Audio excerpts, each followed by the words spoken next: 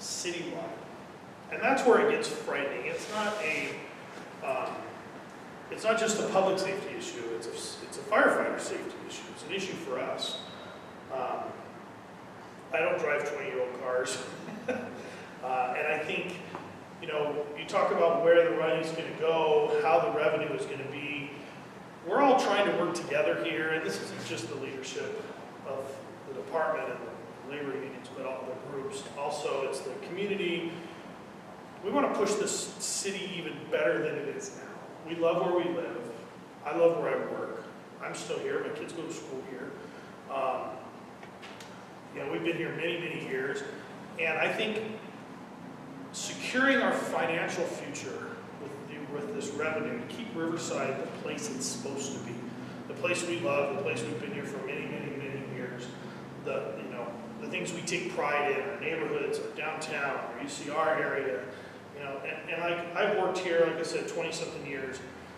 And when I started here, they weren't delivering mail on Long Vista Street over there south, as Andy chuckles. The post office wouldn't even go down the street because it was so dangerous. They were worried about getting shot. And I tell my family this anytime, there is not a street in this city that I would worry about driving my kids down just because I had to go to their friend's house or something. We want to keep it that way.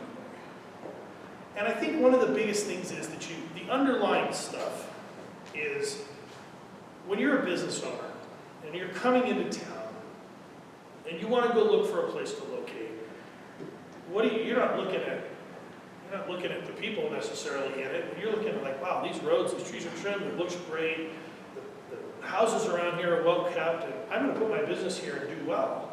Somebody who drives through San Bernardino and goes, well, I'm going to my stuff out at that airport, move.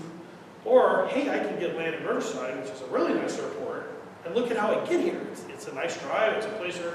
So, securing our future with the revenue, with respecting where we've been in the past, is the most, in my opinion, the most important way to look at this as we move forward as a community. I think another piece that hasn't been said yet that I feel is important to myself as a taxpayer. As the mayor said, 10%, 1% increase. So, a $30 bill at a restaurant, you pay 30 cents extra. Okay. But the good part about this as a revenue piece is, and it's the same as the TOT tax, which is the transient occupancy tax, which goes just to people staying in hotels. People coming into town to shop are spending their money to make our community better. We're actually leveraging the people that come here to go to the Galleria because it's the best mall around. They're coming here to do the shopping in other places. They're going here to the Mission Inn to go down to stay, to eat, to enjoy the downtown. Christmas time, where are they going? They're not going to Rainier Valley for the Christmas lights, right? They're coming here. So one of the things about the sales tax is it really takes advantage of the greater Inland Empire and the people who are willing here to spend their money. Now the flip side of that is, the sales tax passes, you as residents have choices too. If you don't want to pay it, drive outside the city and shop, right? So you actually can go both ways on that. I like to think that it's not a huge amount of money daily for me. I mean, if I look at what I spend now, Starbucks maybe, we'll drive through once in a while, maybe more than once in a while. The regular stuff we do, it doesn't tax groceries. But, if I wanted to drive out to Reno Valley or over to Corona, I could avoid the tax completely. So, I think those are some of the things. I think we've kind of beat up the salary side of it, unless there's some questions afterwards. I'm more than happy to talk. Yes, I was under the understanding that this is actually a use tax. Well, so that as we go to, say, Corona, because we want to buy our vehicles so we don't have to pay this extra percent, that use tax actually follows us. So I can, unless you want to explain, that's really easy to explain. Vehicles, cars, airplanes, and boats, it follows you. Okay, as if somebody comes here, we still get the amount that we would have gotten if somebody bought in the auto center from Corona, that they would pay the credits.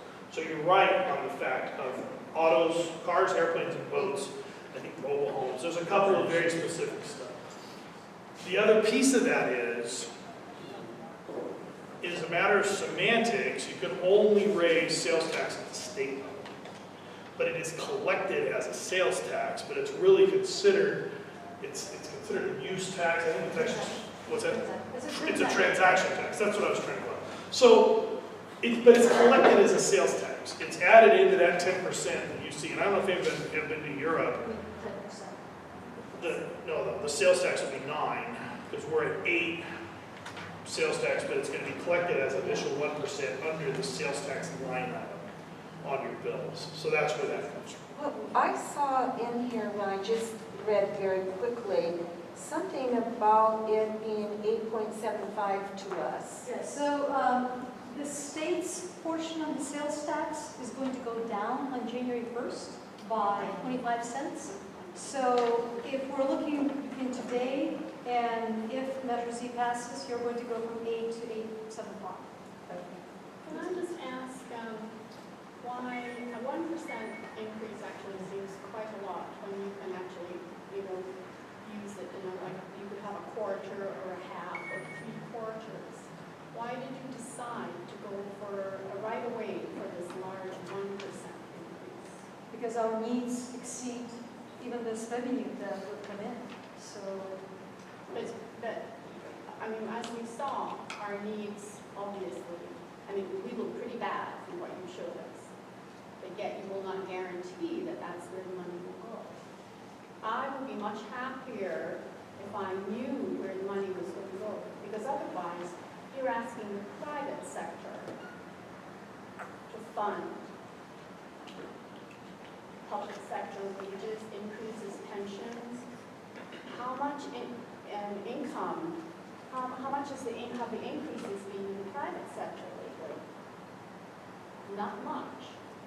To me, I feel it would be more fair for the public sector income, salaries and increases to be tied to the region they work in, to the increases in Riverside. Riverside's not a rich city. well, as I explained, I think the rationale behind the partnership compensation model is, to me, is a very good rationale because it encourages every single. If the city gets too much money, why is it not returned to the citizens? To me, that makes more sense. Well, it's going to be returned to you through services.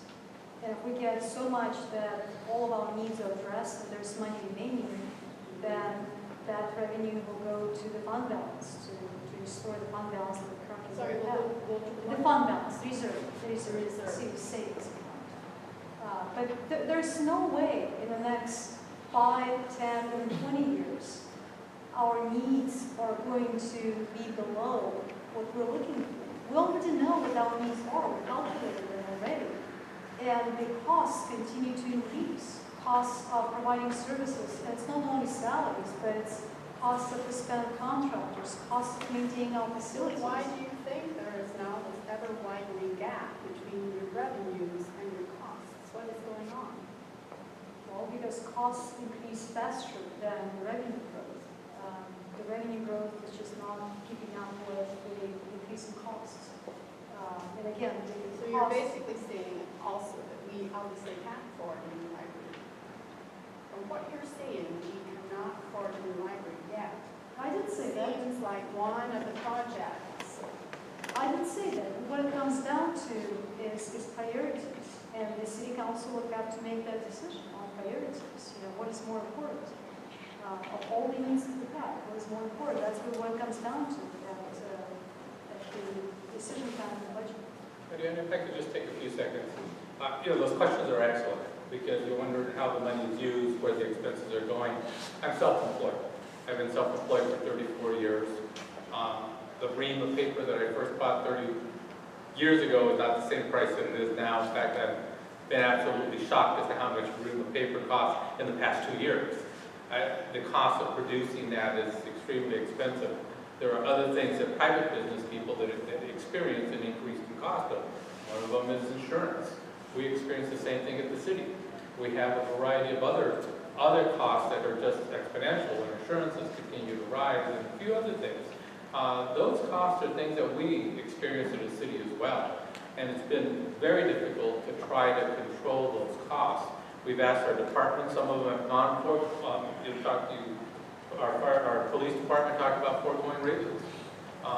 We can't do that too much longer because we're gonna end up losing some very good officers, and you can't have a lot of them leaving because it kind of unsettles the department. It makes a lot of changes, and it creates, you try to run it as smooth as possible, but it creates some challenges.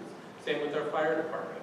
Also, our roads, I mean, the cost of asphalt, like, holy smoke, I was talking to a developer about 6 months ago, and he basically said he could not believe the cost of material to build an apartment unit and how fast it has increased over the past 6 months.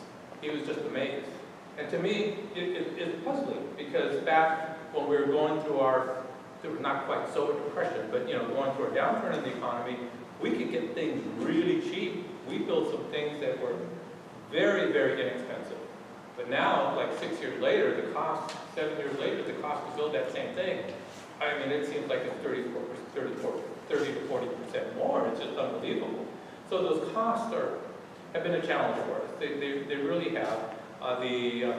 Both police and fire have been very good in terms of, as a business person, if you're willing to take a 0% increase for 5 years, I'm going to take it.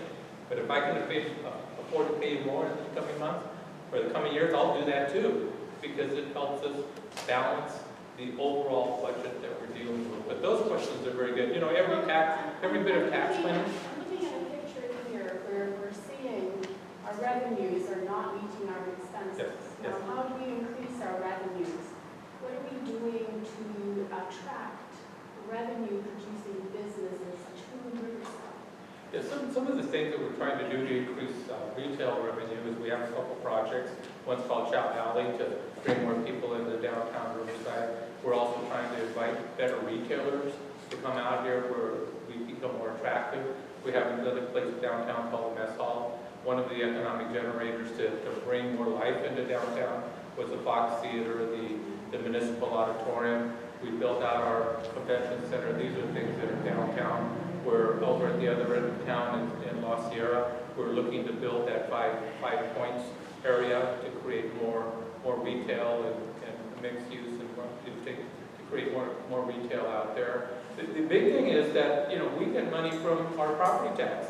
So if we could shoot up the property values really high, and you sell your property, Yeah, but we there's could such make a a lot of money. downside. There's such a downside. What Well, about, well, we have you- UCR, we have a university in Riverside. Are we utilizing our university to its full extent and attracting businesses associated with the university to Riverside? I don't see too much of that as compared to, say, with UCI, UCLA. What is Riverside really doing to try hard to not depend solely on the citizens and property taxes and hotel room taxes and so forth, but how can we attract really good businesses as opposed to just warehousing in our area? Just a couple of things. We don't want to go into too much detail, but for some businesses, better utility, better electric, and better water, just to name a couple things. Also, we try to be as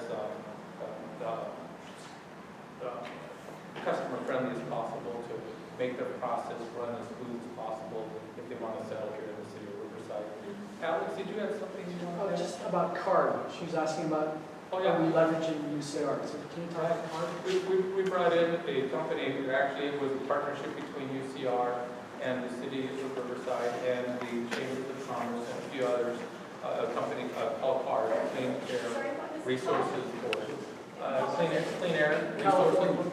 California Air Resources Board. And what that is that it's an agency that is going to be investing about $400 million into our city right over here off of Martin Luther King. It'll be employing many individuals that'll be at higher wages. We've done that with UC Path right on the edge of town. We worked with a partnership to bring them here and there. UC Path is the personnel office for all the UC systems. So those are just a couple of the things that we've done. There are others, but our departments have worked very hard in doing that. Let me pass that on to our police chief so he can tell you a little bit more about our department. Just fire I'm chief. sorry, fire chief. Looking at our police chief over here. Public safety was one of the same. But I just want to be laser focused on just kind of summarizing a little bit about fire. I have 35 years in the fire service. I spent 33 years in Orange County, the last city being Irvine, which you know is a pretty wealthy city. I came here and I'm kind of looking at mainly our fleet because my primary concern is firefighter safety and being able to provide the response times and those kind of things to your house, to your resident. I really do have I have about 15 units, more than a third of my fleet that have over 15 years. We use the national standard to judge, how we use our units.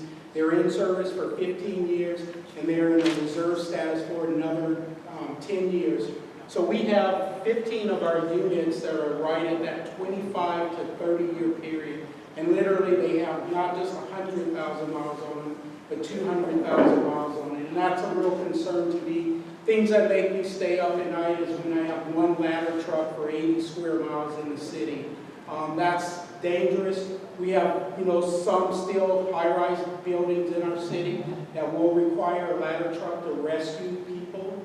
When I only have one in the city, I stay up at night and worry about when I'm going to get that second ladder truck in service. So that's my biggest concern with this whole measure. See if they can help give me $9 million or so to get new ladder trucks and some fire engines. Our fire budget got cut in 2008. We've bought 2 fire engines since 2008, and that came from somewhere in the general fund, and we got some other miscellaneous vehicles. We're really, really, really in the hurt box for fire apparatus. So this is a godsend for me to hopefully have this pass and then get some relief from the city. And you say, are we going to, it's not guaranteed. I bet you it will be guaranteed because he's going to be in the front of the line and I'm going to be in the front of the line saying public safety is the most important thing here and we need to replace some apparatus. Other things high on the list are cardiac monitors, those things that when you have a heart attack, we defibrillate you or look at your heart. We have to buy 25 of those. That's a little over $1 million. We put in for a grant, crossed our fingers, we did it, we didn't get the grant. I need at least 25 cardiac monitors next year. My cardiac monitors are 15 years old. They don't service them anymore. When they break, we're taping handles and getting them there any way we can. Those are kind of things that we need. I have 4 stations on this list. Station 7, Station 8, Station 9 right down the street, for you that services you. Those stations were built in the 50s and 60s, so they're, somewhere about 50 or 60 years old. We have stations with turquoise ovens in them from the 1960s and 50s that look like going to Disneyland where you're just seeing the little General Electric, carousel. Those things need some improvements. We need to put some money towards capital improvements to just improve, maybe 5 or 6 stations that we have, again, that were built in the 50s and 60s that just need some upgrades. We do station inspections once a month, and it's just sometimes deplorable walking around the stations and just going, I have no money to do any of this, even though I know this roof needs to be fixed. Our Station 2 in the central area a couple months ago had a rat problem where the guys they couldn't, it was kind of a sport to catch rats, but it got to be so bad where they were coming down at night and eating all the food, and we had to do something to take care of the station, and we didn't have the money for it. And that's the kind of fire department that, that I'm running. And I don't want to be there, and I just need some help, and this will help us just get to standard, and then we'll talk about some of the other big ticket items. But our units are running their wheels off. We had like 30,000 calls last year. We're up to, we're going to have up to 35 to 40,000 calls as we get more people coming into the city. We have to keep those units ready to go and replace the ones, at least the 15, get this, past us, and then we can start working on some of the other things that are very important. that's my piece. I'm very passionate about it because it's no joke. I can't fake this. You can see the years of our units are pasted on each of those units. You got a 97, you got a 2001. Those are your ladder trucks that will rescue you from, 5 or 6 stories up. And those are old units, with 200,000 miles on them. So that's my piece. Open for any questions. And, I really need your help with this Measure Z because it will help the fire department. Yes. Okay. I live in a single-story, house, and yet if I call for medical need, they roll a big ladder truck, which is a very expensive piece of equipment, and that's what puts the miles on going out for medical emergencies. So why are we burning up really expensive, valuable pieces of equipment like that for medical emergencies and saving them, rather than saving them for the high-rise down there? And now that the city has committed to allowing for a lot more high-rises downtown, why aren't we taxing anybody that wants to build a building like that? Because they're the reason, having those high buildings is what's causing a supposed rationale for buying those kinds of expensive pieces of equipment. Why should I be having to subsidize that kind of equipment to service the high-rises downtown? Well, I'll take your first question. For one, you're not correct. We don't send a ladder truck unless the other units are busy. It's the third unit to go. First, we send the squad. Second, we send the engine. And then if nobody's available, yes, we will send a ladder truck to take care of your business. So we send the smallest unit. And just so you know, just with this last budget cut, we put one of those squads, the little truck, out of service so that we can keep our staffing up to meet our 4% budget cut. So you're not correct there. It's the smallest unit, then we have the engines, and then the ladder truck will come in at last resort. And there are some property taxes associated with when new buildings go in that we will cover some of those costs for new ladder trucks and stations and things that may be in place.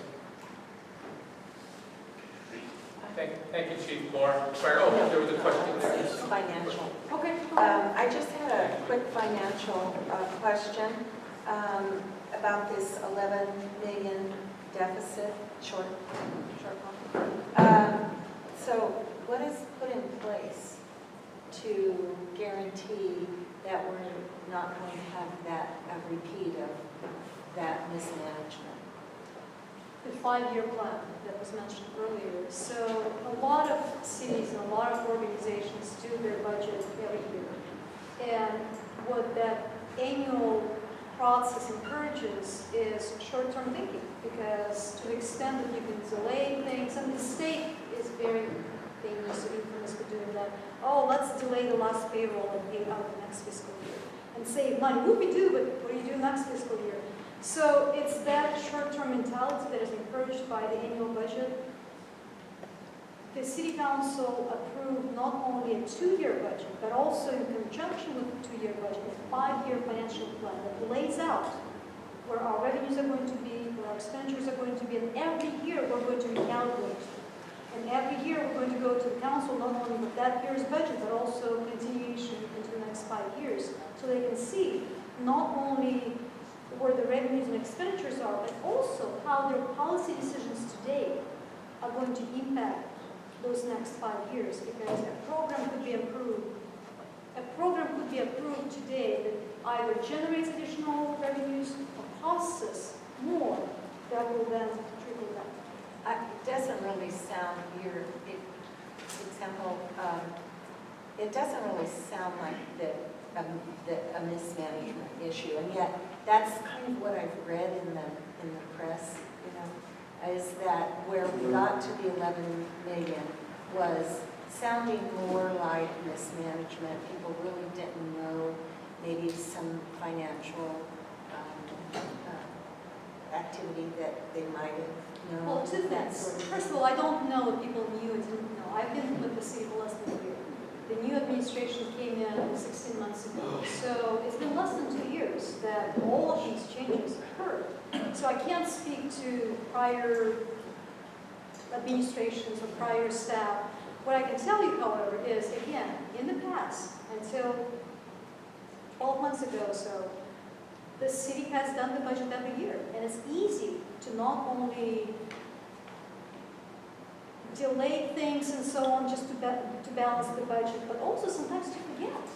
You know, oh, we forgot to budget this program that is going to occur 2 years from now because we're dealing with that particular fiscal year.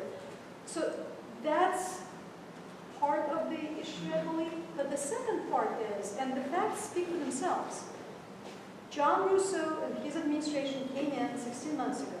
We all talked about not only a balanced budget, but a budget with a surplus. A surplus. Less than weeks after the budget was approved, all of a sudden it became a shortfall. And the reason it became a shortfall is because the budget did not include a number of things, including police contract that was just negotiated, but people forgot to put it in the budget, including some other things that were discovered on the revenue side. So we went from a $1 million surplus to a $9 million shortfall, not overnight, but within a few weeks, which was quite disturbing. If the measure does not pass, how are you going to do it?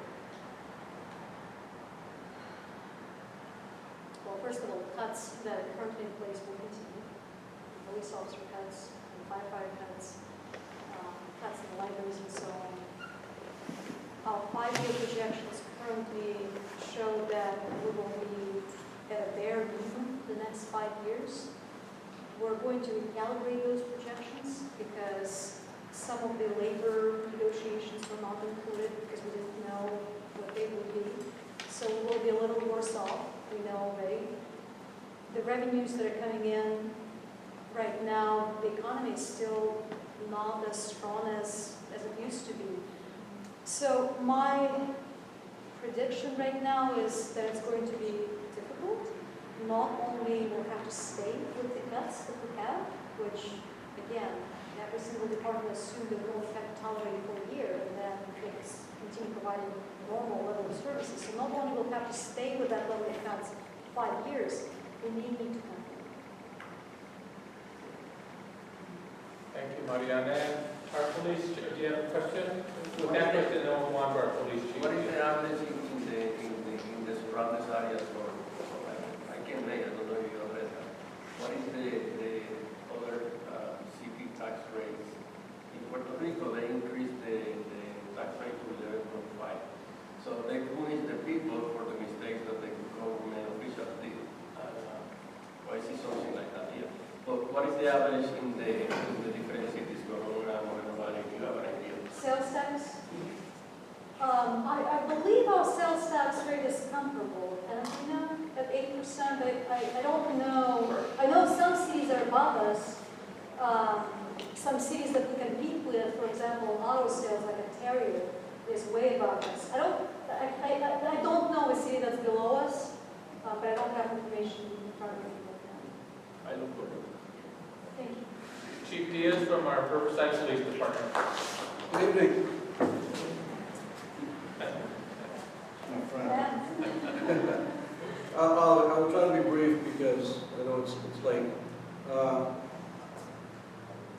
want to take a question that you had, ma'am, first, before going to strictly budgetary issues and stuff. Please, Mark. You asked, what are we doing to protect businesses? One of the things I think was omitted, it's very important, is one of the things that distinguishes Riverside to visitors to our city is the lack of blight, specifically graffiti. Your public works department and police department have a really strong graffiti program. We dedicated a couple of detectives to tracking down these people. They love to brag on Facebook and such. And the public works department comes in and removes it very quickly. That, I believe, I've been studying with people, what attracts people to places and effects on the environment, on law enforcement and safety. I believe it's very important that people, when they look around, the place looks safe in part because of the lack of graffiti. So I didn't want us to move on without what I'm going to talk to you about has been largely covered, but I want to put some specific numbers onto this. We look at, as standards, what's the average number of police officers per population? For cities that are above 250,000 in population, which is where we are, and in the western part, in the Pacific region of the country, on average, cities have 1.8 officers per 1,000 people. We have 1.08, just under 1, just less than 1.1. If we had the average 1.8, we would be at about 570 police officers. Currently, we have 350. The most we ever had was before the recession hit, around 2006, 2007. For a very brief period, we were right around 400 police officers. Before this budget year began, when we were preparing, and before, as Mayor Shea was telling you, before we discovered that we in fact don't have a surplus, we have a significant deficit, we were asked to also provide a 5-year plan for the police department. Our 5-year plan was to grow during 5 years from about 375 cops, which is what we had, not anywhere near the 570, 375. We wanted to grow 6 officers and 1 dispatcher every year for 5 years. That would give us 30 more officers. It would put us at about 405, where we were in 2006, 10 years ago, before much growth had occurred in the city, before certain expectations were placed upon us. Everything that happens in the world translates into additional expectations for local police, including these days after the San Bernardino attack on December 2nd. We've grown in terms of the expectations that are on us going out and teaching businesses, institutions, big employers and small, how to react to an active shooter situation. So all of the things that we were doing in 2006 are still there, and the expectation is for more. So currently we're at 350 cops. What does that mean? I'm happy to report to you that our officers are pretty quickly responding to crimes in progress. Emergency crimes, so far we're able to respond.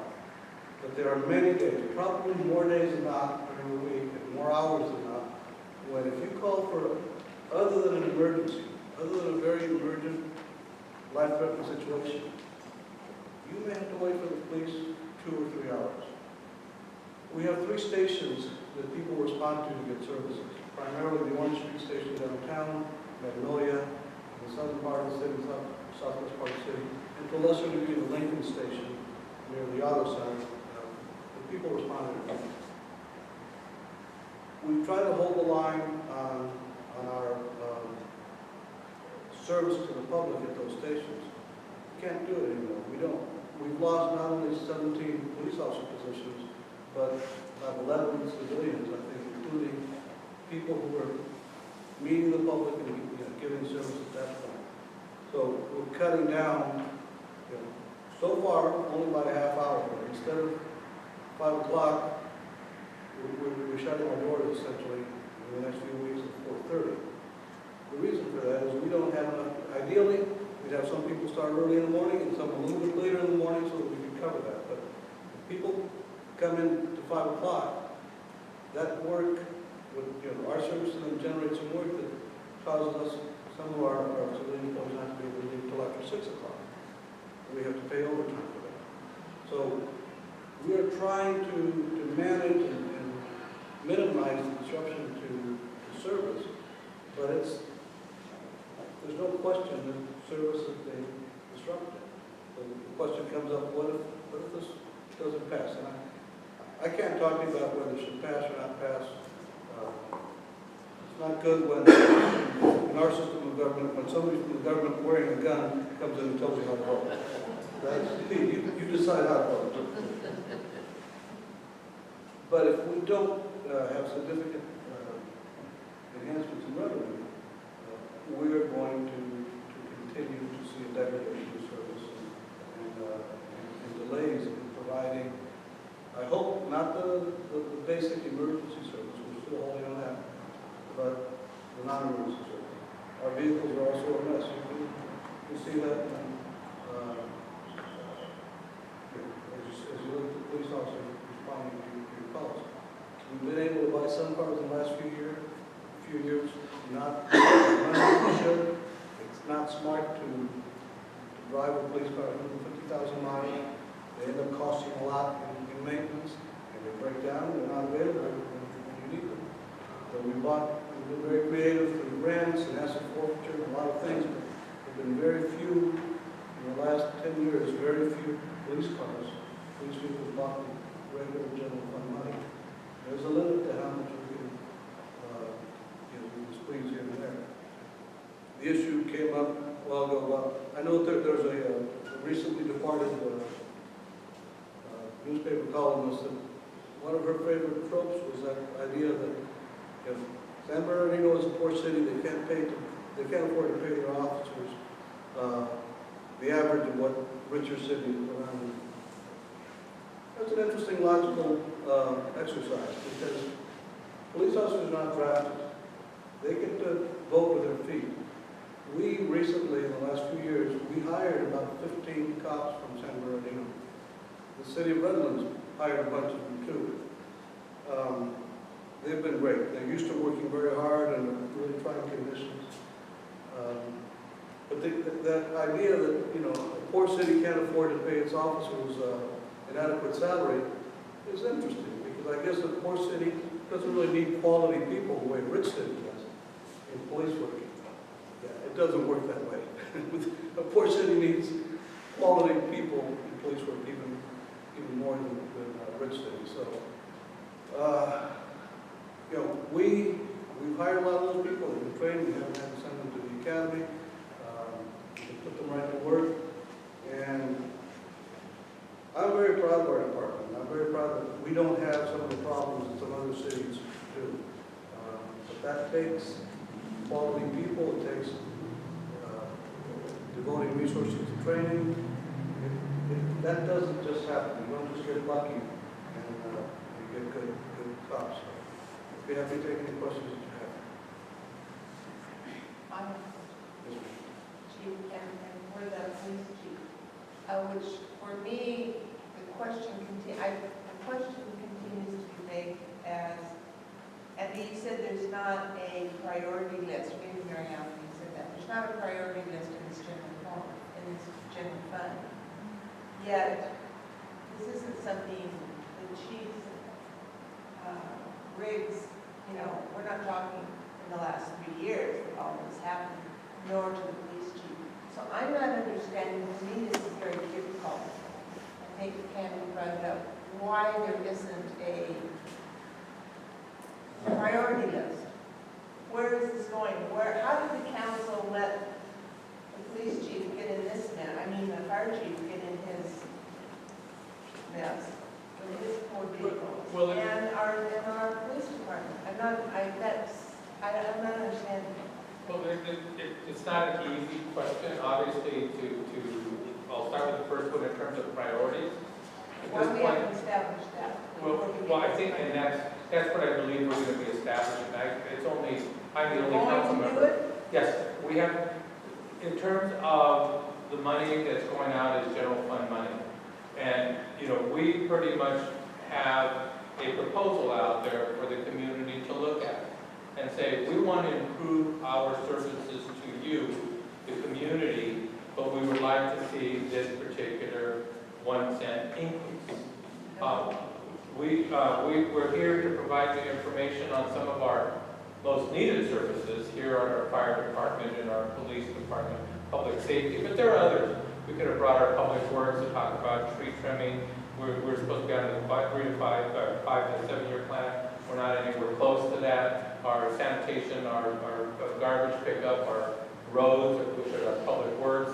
We haven't even talked about our museum as of yet, or we haven't talked about some of the other departments that are in need, or some of the internal. Although we did go through an entire, as Mariana spoke of, we went through an entire budget process that lasted from February until the end of June, and we outlined all the cuts that we made, and we also talked about positions that were in dire need. We need to fill those positions.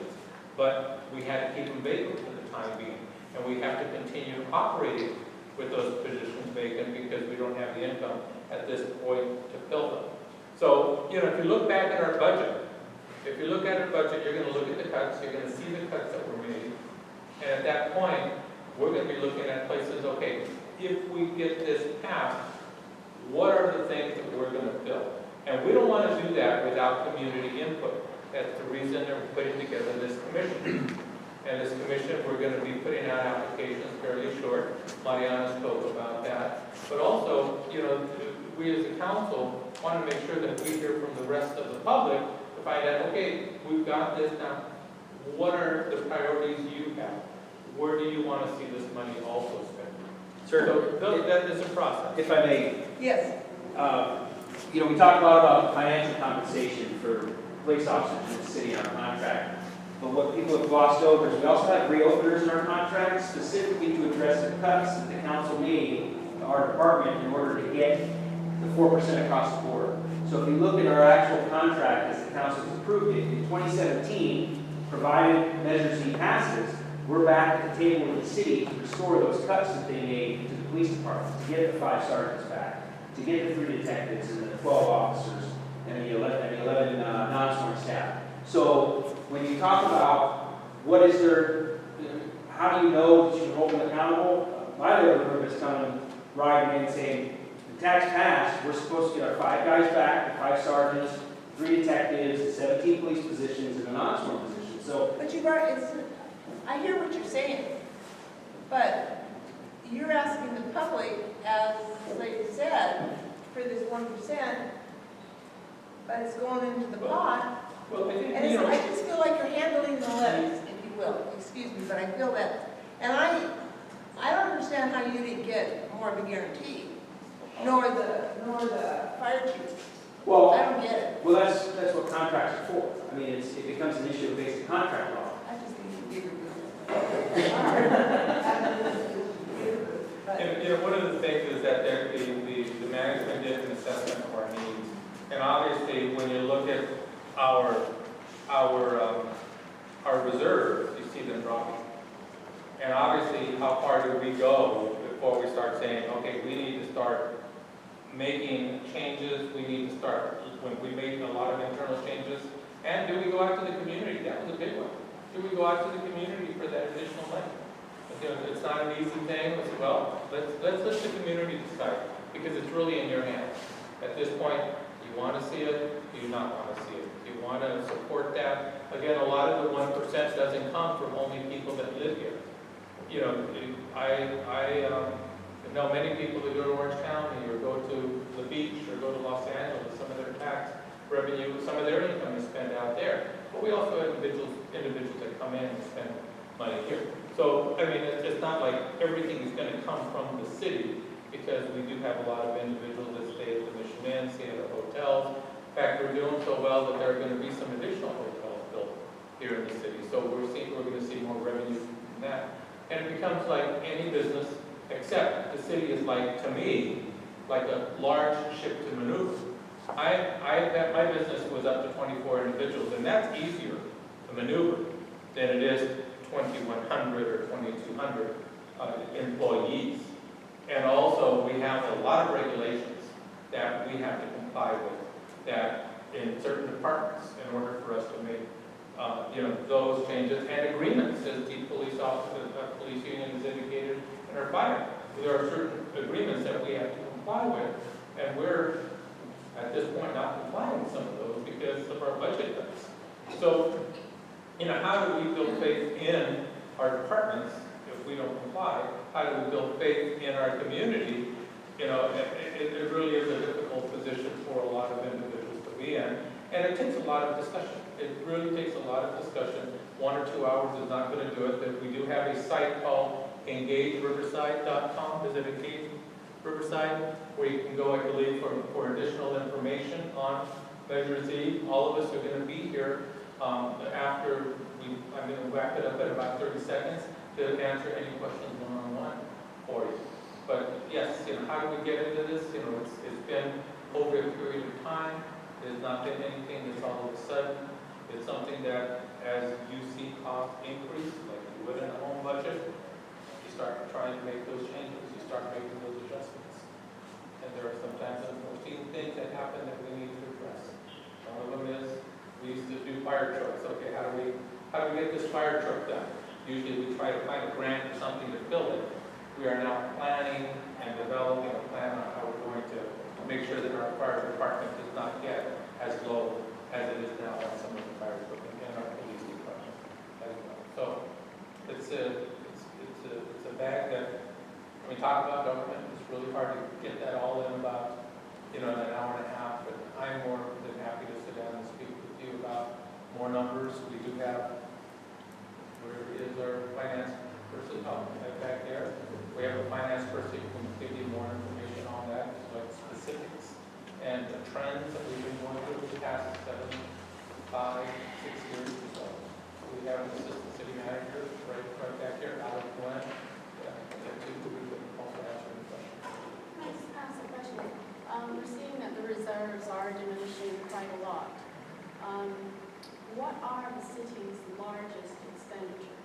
And we've all read a lot in the paper about pensions being underfunded. Yeah. How are the Riverside pensions? Are they underfunded? How is that going? Oh, let me hear. So the cities, any city, the largest expenditures of personnel services that include salaries, include retirement, include medical benefits, and have that order. As far as cities' pensions, we participate in the state pool, and the state manages our pensions, and they tell us how much to pay and how much to fund. The state has been funding our pensions at about 80%, which is a good number. You really don't want them to be 100% funded because they go on and on and on. But as you know, also the state also mismanaged those investments and had some losses. So we had to pay increases over a number of years because they lost money. And with that, if you have any other questions, we have several staff members to the back. Mariana will be here, our fire chief and our police chief will be here to also answer any questions. Brian from our Riverside Police Officers Association and Tim from our Firefighters Association. Thank you all for coming. A little longer than I expected us to be here, but thank you for all the good questions.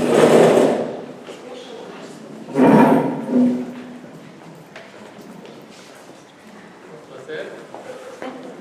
If you have any questions,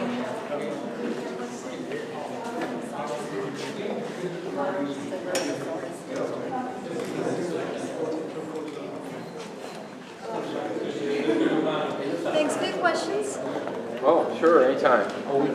There's two things about that.